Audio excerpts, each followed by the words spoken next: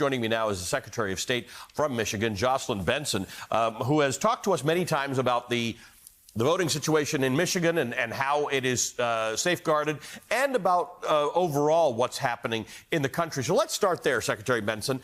You have tweeted that this is something that those of us who fall on the side of democracy and voting rights have to be on about all the time. We can't return to politics as normal, sort of between two candidates. We've got to be thinking about the fact that democracy itself is on the line and it's manifesting in voting rights. It is, truly. And the foundation of our government and everything that we stand for as a country is under attack. And thank you so much for having me, but also for really laying it out in your last segment and just now about the real threats that are serious and escalating every day. I lived through this a year ago, working every day to protect the results of our election in Michigan. And what we have dealt with in the year since is one side against democracy increasing their intensity of their focus to potentially overturn future election results they disagree with. And the other side, those on the side of democracy, some of us are sort of sitting back and thinking the battle is over, that we're rising with the same intensity, and we can't blink right now. These challenges are real and they're escalating, and I'm deeply concerned about the fact that we will potentially have more people in positions of authority in future elections who will be willing to block the will of the people if we don't do something about that now. So I'm curious about this particular sentiment of which you speak. Back when Donald Trump was tweeting every day, and last November and last December, it was out there every day, and it was sort of obvious for most people to see, whether they are Republicans or Democrats, that this guy's off his rocker a little bit and is saying crazy stuff about the election. Somehow the urgency of that has left some people, and they're moving along. How do you convince people, and again, it's got nothing to do with being a Democrat or a Republican, people who believe in democracy, in this republic to which we all subscribe, how do you convince them? What's the argument that this is where all of your attention needs to be? Well, I think we need to start talking more about what's happening behind the scenes. I mean, here in Michigan, we had two individuals at the local level and the state level who voted against their party to certify our election results in 2020 against a concerted effort to try to, again, block those election results from becoming realized, even though they were accurate.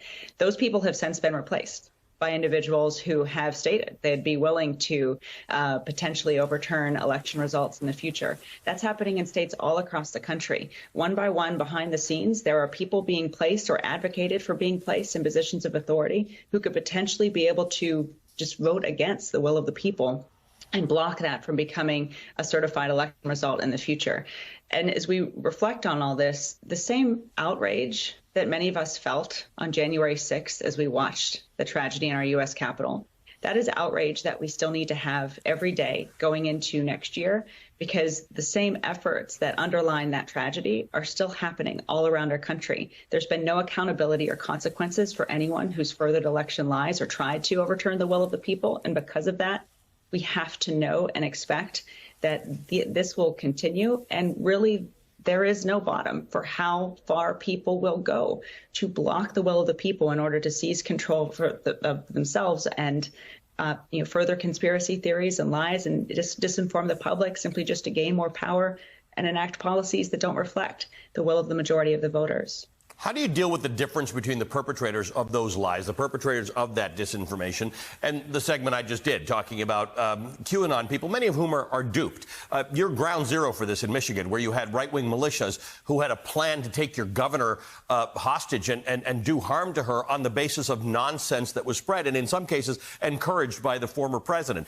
To me, there's a distinction, right, between the people who are deliberately manipulating people and those who are manipulated. What do we do about that? Well, I think, one, it's exactly right. We have to recognize that the vast majority of people are being lied to. They're being deceived by people they trust, people they believe in, people they've elected, their own leaders. And we have to start making the case to them, listening, talking directly, and going where they are and having these conversations, difficult conversations, but to approach it as, trying to inform and assist people and support people who've been deceived by people they believe in. And then on the other side, we need to seek real accountability for people who are grifting the American public to raise money, to gain celebrity, to gain political power, but ultimately to dismantle our democracy. And there has been yet no legal, real accountability for those lies and liars, but there's also been no political accountability, as we saw this week. And if we see more people gaining power, getting elected, furthering these lies, then that's really sending the wrong message to leaders and future leaders who are going to continue to try to gain power by lying to the American people. Jocelyn Benson, it's good to see you again. Thank you for joining us. The Michigan Secretary of State, Jocelyn Benson.